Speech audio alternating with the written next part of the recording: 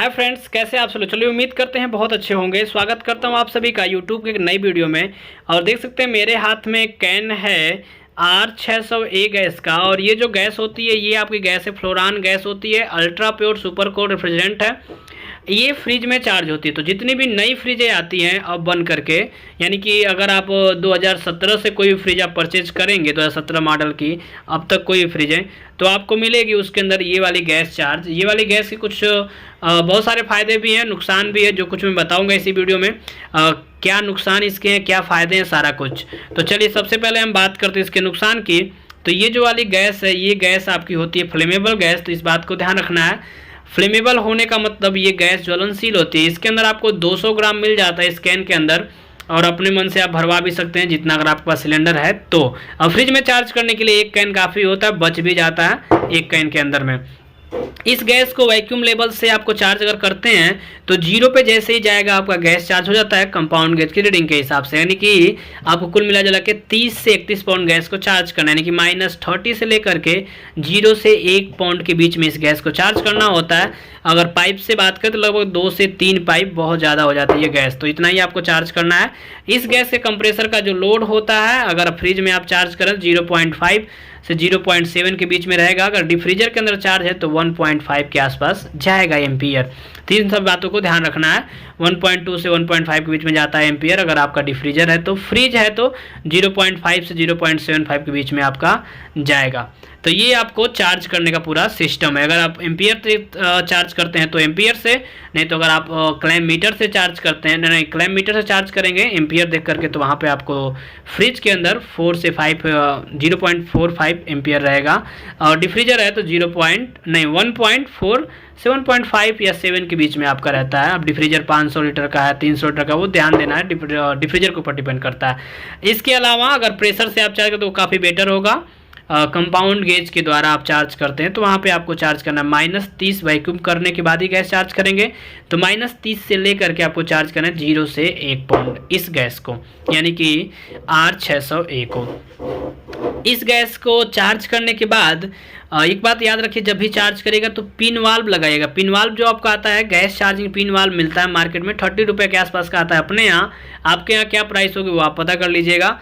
तो उसको आपको लगाना बहुत ज़रूरी है। उसको लोग छुछिया वाल्व बोलते हैं, छुछिया बोलते हैं, जो कुछ भी, तो वही आपका आता है। उसके अंदर गाड़ी वाला सिस्टम होता है। जैसे गाड़ी के अंदर जब हवा भरना होता है तो जैसे ही लगाते हैं उसकी छुछिया दब जाती है, उसके अंदर हवा चला जाता है। सेम ऐसा ही कुछ सिस्टम इसके अंदर भी आता है।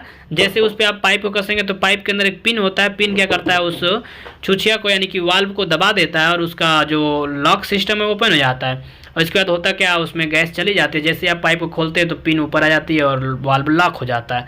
तो इस तरह से आपको वेल्डिंग करने का कोई दिक्कत नहीं आता। अगर वेल्डिंग करेंगे तो ये गैस तुरंत जलने लगेगी। यानी कि मैंने बताया शुरू में फ्लेमेबल गैस है, कंप्रेसर के फटने और फेस के जलने का चांसेस ज़्यादा होता है। तो ये आपको सावधानी बरतनी है इस गैस को चार्ज करते समय। और इस गैस का फ़ायदा क्या है, सरकार ने इसके पहले जो फ्रिज आती थी उसके अंदर ये वाली गैस चार्ज होती थी 134। अगर इस पर आपने दोनों के ये रिप्लेसमेंट इसका, अगर इसकी वीडियो नहीं देखें तो देख लीजिएगा डेफिनेटली। अब मैंने उसमें बताया है कि इस गैस को क्यों नहीं अब चार्ज किया जा रहा है, कंपनी ने इसको बैन क्यों कराया, गवर्नमेंट ने इसको बंद क्यों करवा दिया, इसको क्यों चालू करवाया गया, अब ये रिप्लेस क्यों किया जा रहा है 134 की जगह इसको क्यों चार्ज किया, वो सारी की सारी बातें इसमें है। अब नई फ्रिज जितनी भी आती है उनके अंदर 600A गैस चार्ज होकर आता है। हाँ, कुछ लोग को लगेगा कि नहीं जिस कंप्रेसर में ये वाली गैस चार्ज होगी क्या उसके अंदर ये वाली गैस चार्ज कर सकते हैं, तो बिल्कुल भी नहीं चार्ज कर सकते आप। जिस फ्रिज के अंदर 134 चार्ज होगी उसके अंदर ऑप्शन में केवल हाइड्रोकार्बन गैस होती है, उसको आप चार्ज कर सकते हैं, न कि 600 को चार्ज करें, क्योंकि 600 का प्रेशर कुछ और है और 134 का प्रेशर कुछ और है।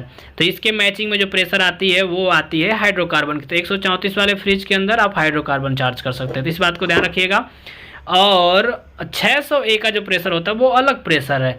तो ये जो कंप्रेसर क्या होता है ना, अलग अलग गैसों के हिसाब से कंप्रेसर को बनाया गया होता है, वो उसी की प्रेशर को झेल सकते हैं। अब बच्चे को आप लगेंगे पूड़ी सब्जी रोटी खिलाने तो खाएगा, बेचारा मर जाएगा। तो इस बात को आपको ध्यान रखना है, जो कंप्रेसर जिस काम के लिए बनाया गया वही करेगा वो। अब उस पर ज़्यादा लोड देंगे तो कंप्रेसर जलेगा, फिर वो आपकी गलती होगी। अब कस्टमर को आप बताएंगे कुछ और। तो ये सारी दिक्कतें हैं, इस बात को ध्यान रखिएगा। कभी भी कुछ लोग कहते हैं कि नहीं सर इस गैस को पूरा निकाल देंगे तो हम बेकार कर देंगे, हटा देंगे, उड़ा देंगे, फिर उसमें ये भर देंगे। तो ये वाला फालतू का दिमाग अपने पास रखिएगा, ये सब ऐसा नहीं होता है। जो भी गैसें होती हैं जिसमें जो चार्ज वही चार्ज करना आपको। रिप्लेसमेंट का सिस्टम आता है, तो देखिए यहाँ पर ऑलरेडी लिखा है कंपनी वालों ने कि आप रिप्लेस कर सकते हैं इसकी जगह से, क्योंकि इसका भी 10 पाउंड है और इसका भी 10 पाउंड है। अब इसका देखिए, इसका 0 से 1 पाउंड प्रेशर है, मतलब -30 से लेकर के ये भी -30 से 10 से 12 पाउंड, और ये भी -30 से 10 से 12 पाउंड, लेकिन ये -30 से 0 से 1 पाउंड केवल जाती है।